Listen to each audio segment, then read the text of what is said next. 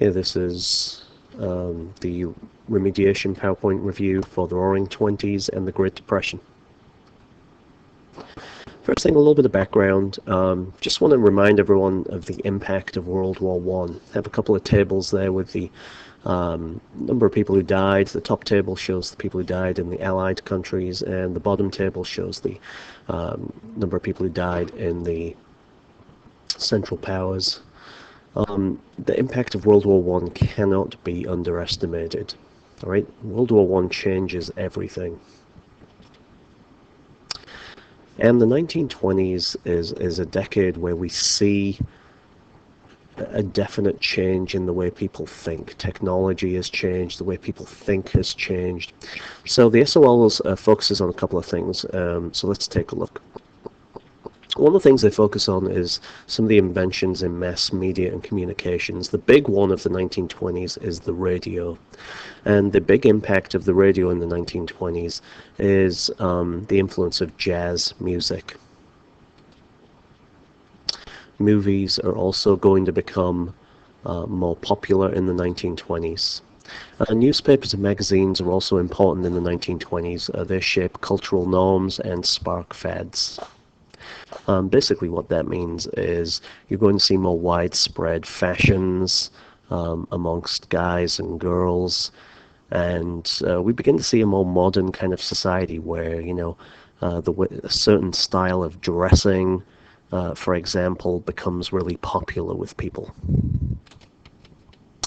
If we take this into the 1930s, the radio is really important during the Great Depression because the president, FDR, is going to talk to the nation about what he's doing with the New Deal, and we call these fireside chats.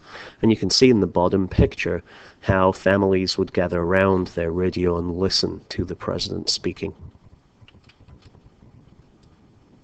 Movies are very important during the 1930s. The Great Depression was a terrible time. A lot of people were out of work. Movies provided an escape. Ironically, the 1930s is kind of a golden age for Hollywood. A lot of famous movies, some of the most famous movies ever made, were made during the 1930s. And these movies really do provide a chance for people to escape. People would go to the movie theater and spend what little cash they had and watch a movie, and for a couple of hours forget the reality of their lives.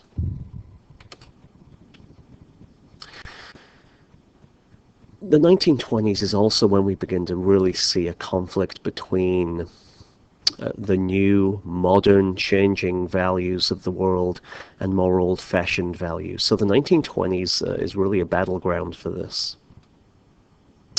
There are several conflicts in the 1920s.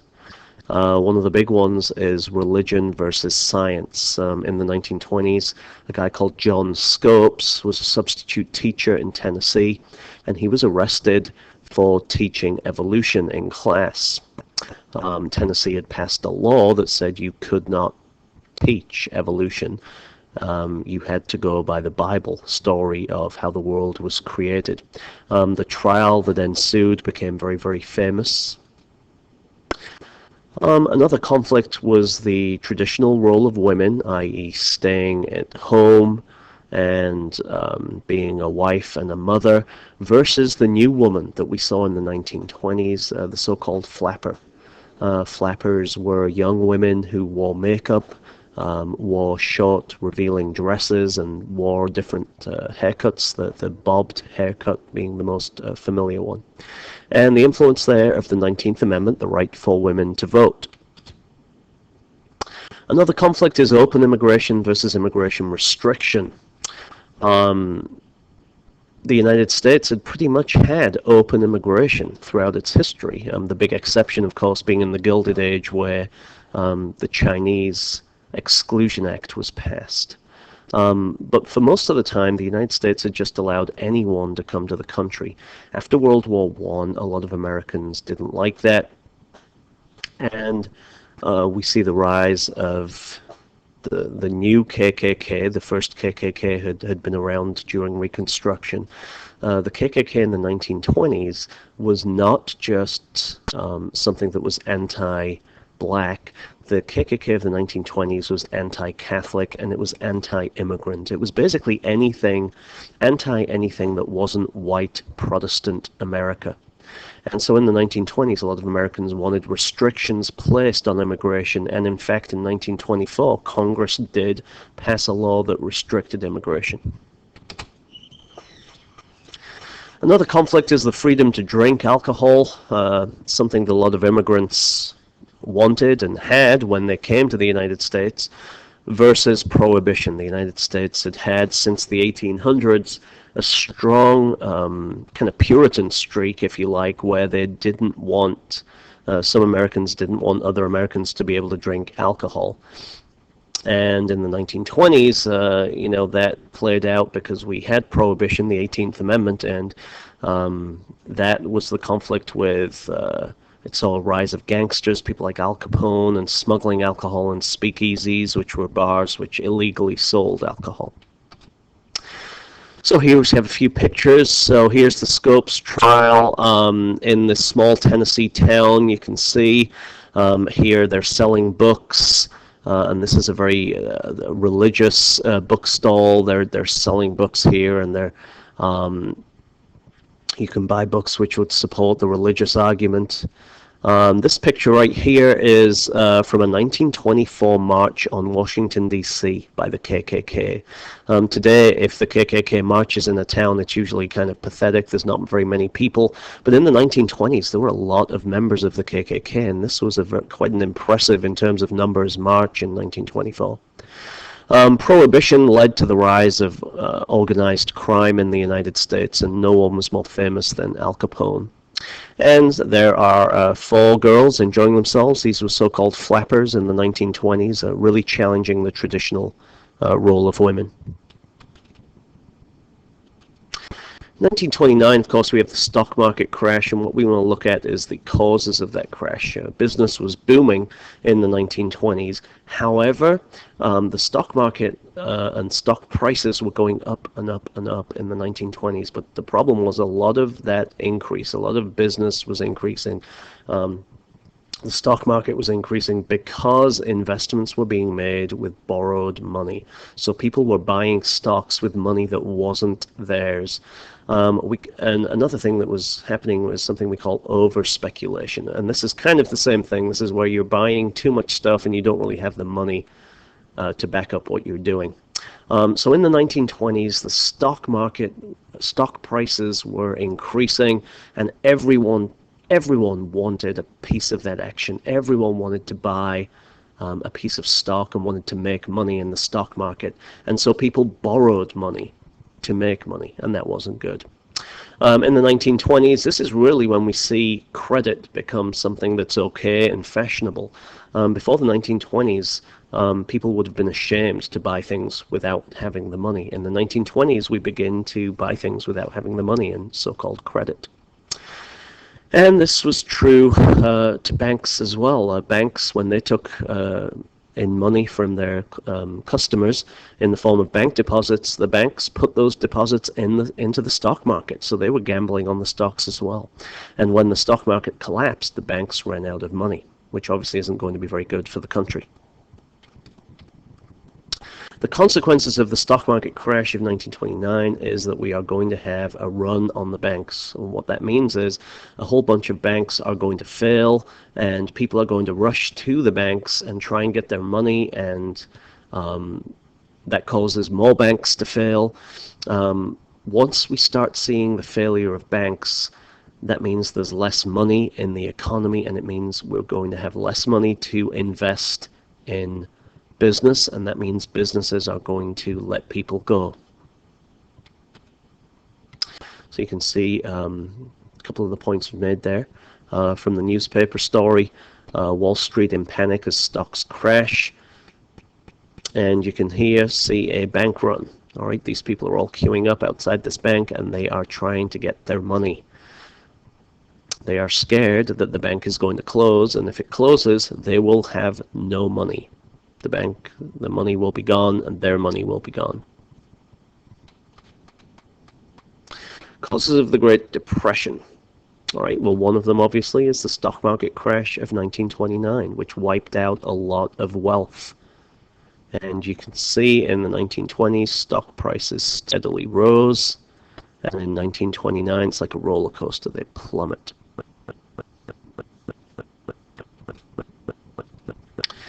The second cause of the Great Depression would be the Federal Reserve. The Federal Reserve, if you remember, is the nation's central bank. It was formed during the Progressive Era in 1913. The Federal Reserve is responsible for the money supply in the United States. And in the late 1920s and 1930s, the Federal Reserve did not help the banking industry. A lot of banks, therefore, failed, and that meant they closed their doors, and that wiped out a lot of wealth, and it literally meant that we had less money in the economy. And a lot of historians believe that the Federal Reserve should have put some money into the economy to stop this from happening. And you can see we have some real problems. In 1929, when the stock market crashed, we have a rise in bank failures, and it just gets worse in 1930 and 1931, and it reaches its height in 1933. Another cause of the Great Depression is tariffs. Tariffs had been something that the US government had used ever since the Civil War, really, to raise money. Ever since the Civil War, during the Gilded Age, the United States had put high tariffs on goods. And in 1930, to try and protect its industries from the Great Depression, the Republicans in power, the U.S. government, passed the Hawley Smoot Act of 1930, which put up tariffs to the highest amount they had ever been in the United States. And these high tariffs, all that did is caused other countries in the world to put tariffs on their good. And that led to less trade, and that hurt everyone's chances of getting out of the Great Depression, but especially the United States. So tariffs put up a wall, and that's something that you might hear. If you have a tariff, it's a barrier to trade. It stops trade. And some historians believe that in the Great Depression, one way we might have been able to get out of it would be to trade with other countries. And the tariffs that we passed stopped that, or hurt that. The impact of the Great Depression, we're going to see a rise in unemployment and homelessness, and we see a collapse of the financial system.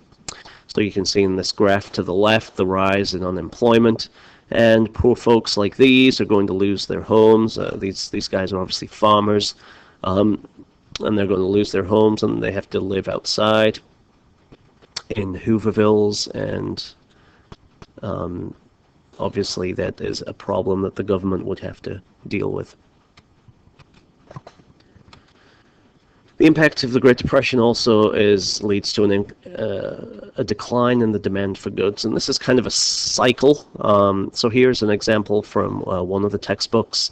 Let's take one business, the automobile business, and okay, so we're into the Great Depression, and we're selling fewer cars. That means that we have less demand for textiles, things that would make like the interior of the car. There's less demand for oil in the form of gasoline. There's less demand for steel and rubber, which go to making the car. This means that industry slows, which means we have lower wages if you're lucky enough to keep your job, or some people are going to be fired, which means that fewer people have money to buy cars. And so we're in this cycle. That means we have less demand for this, which means industry slows, which means we fire more people, and so on and so on. We also see political unrest in the 1930s, and labor unions grow stronger, and they become more militant. What that means is they become more aggressive, and they demand more and more in the 1930s. And we also see a huge impact on U.S. farmers. The 1920s and the 1930s, an incredibly difficult time for farmers, and a lot of family farms closed in the 1930s, and farmers were forced to migrate to other states. And here's a map. Of course, the most famous crisis that was faced by farmers had nothing really to do with the Great Depression. It just made it worse, and that was a terrible environmental catastrophe that we call the Dust Bowl. And you can see a mixture of the Depression plus the Dust Bowl is going to cause a lot of farmers to leave, especially the Great Plains region of the US. It's going to cause them to leave and migrate to other states, especially California in the West. So we need to fix this, and in 1932, the nation turned to the Democratic Party, and it turned to a president called Franklin Delano Roosevelt, who I'm going to refer to as FDR. FDR promised a New Deal.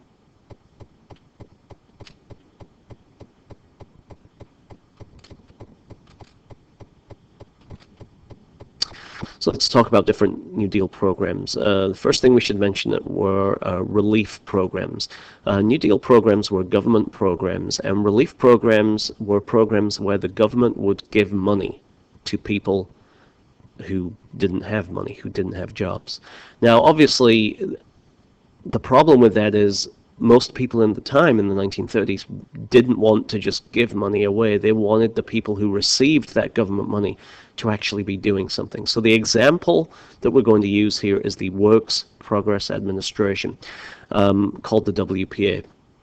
The WPA did things like build roads, build bridges, and lots of other things. And people who were unemployed would work for the WPA and get money.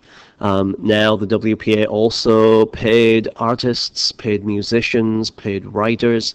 It cost a lot of money, but it did put people to work, and it did give people a little bit of money. So that's relief. That's where the government is giving money to people, and in return they have to do something. And there is a WPA program. It looks like those guys are putting in some kind of piping, underground pipe, and they're digging the ditch and so on and so forth. And these guys, without this WPA program, would have not had a job. Recovery programs. These were programs designed to fix the economy. So the relief program that we just talked about, that's giving people money and putting them to work, but it's not going to fix business or anything like that. So the recovery was designed to bring the nation out of depression over time, and the example we're going to look at is the one that tried to fix agriculture, the Agricultural Adjustment Administration. The Agricultural Adjustment Administration tried to help farmers by increasing the prices of their crops. Now, they did this in two ways. Number one, they paid farmers not to grow crops. So sometimes farmers received money not to grow things, and obviously that would affect the supply of something. And if there was less of something, if the supply went down, then the cost of that good would go up. All right, so let's say you are a farmer and the government says don't grow as much wheat as you have done, and the government pays you not to grow a certain area of your farm and not to plant that with wheat. And what the government is hoping is that if every farmer does that, then the price of wheat would rise and farmers would have a better time. Other New Deal programs were programs that tried to fix problems, especially in the banking industry. Obviously, when the Great Depression first happened and when the Wall Street crash happened in 1929, one of the big problems was banking. The banks there had really failed. They had gambled with their customers' money in the stock market. And in the 1930s, in the New Deal, one of the most successful New Deal programs was reforming the banks. And the one we're going to focus on is the Federal Deposit Insurance Corporation. This program was where the national government insured bank deposits. So if a bank did fail, the customers wouldn't lose their money. The customers would get a little bit of money from the bank, from the federal government, I'm sorry. And that's an early symbol of the FDIC. The other really important New Deal programs was Social Security, something that we still have today. When you get old in the United States and when you retire, you get a little bit of money from the government. And the Social Security Act also offers safeguards for workers. The legacy of the New Deal. The New Deal influenced the public's belief in the responsibility of government to deliver public services, to intervene in the economy, and to act in ways that promote general welfare. Before the 1930s, before the New Deal, most Americans felt that the government didn't have too much of a business to be involved with people's lives. If you think back to the Gilded Age, where we had laissez-faire, the government really didn't do a whole lot. It did a little bit in the progressive era, but in the 1930s, more and more people began to believe that it was the government's responsibility to solve certain problems.